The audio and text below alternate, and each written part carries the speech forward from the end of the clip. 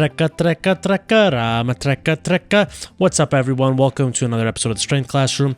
Starting off this workout with some kneeling med ball throws, and my timing is off. I'm kind of throwing it before I mid-lean, especially in those videos. It was clearly clearing up, smoothing, iron out the wrinkles as the reps went on, but the ones that are on camera were kind of shit.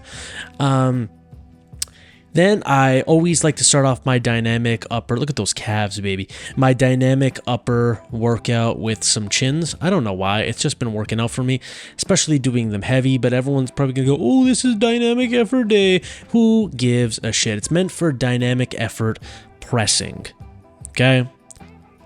Which is what you will see in a sec.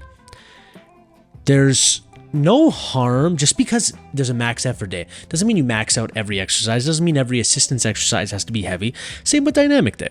It does not mean every exercise has to be speed and fast and light. It's you train how you want. I've always said in my breakdowns, you can have so many different things going.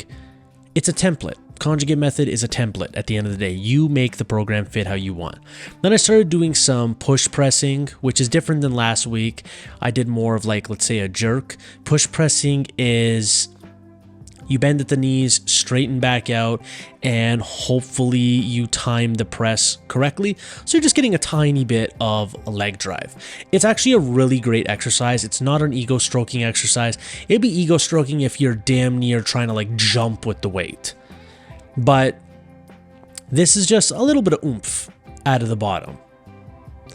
And then the last set, so I did 5 sets of 3 with the bands. And then on the last set, I took off the bands and did 135 for 12. I think it'd be pretty cool if I could get this for 20.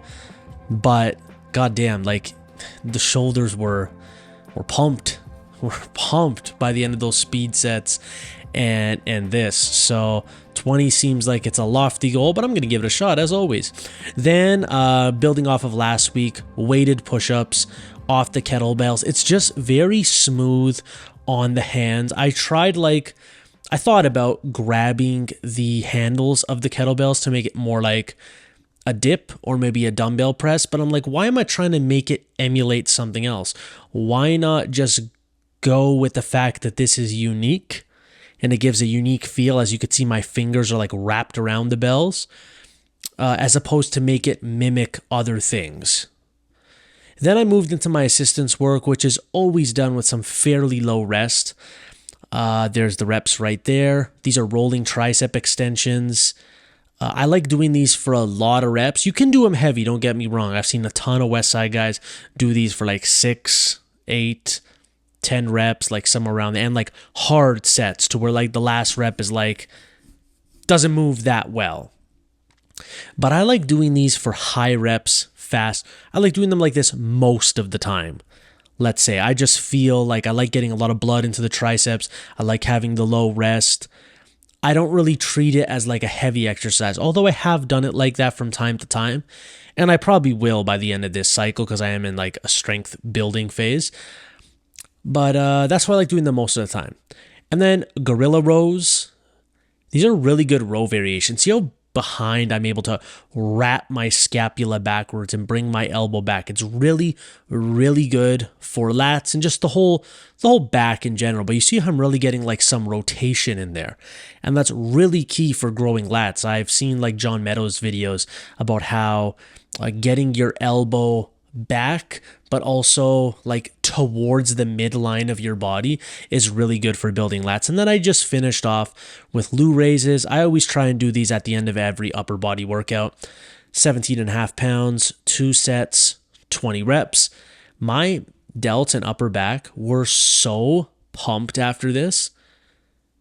It's such a great exercise. It's such low energy cost, such little fatigue.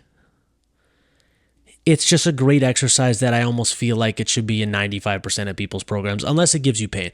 I've heard some subscribers say it kind of bothers their shoulders, and it never really bothers mine. And unless I work with them one-on-one, I can't really find out what that cause would be. But I think it's a great exercise. I like 2 sets of 20. Lu Zhaojin, I think that's how you say his name. I think he suggests doing like 4 to 6 sets of 12 to 15 reps. I've done that before. But as of right now, I'm just doing 2 sets of 20 reps. There's the breakdown. It's always super simplified. And as always, have a great day, ladies and gentlemen.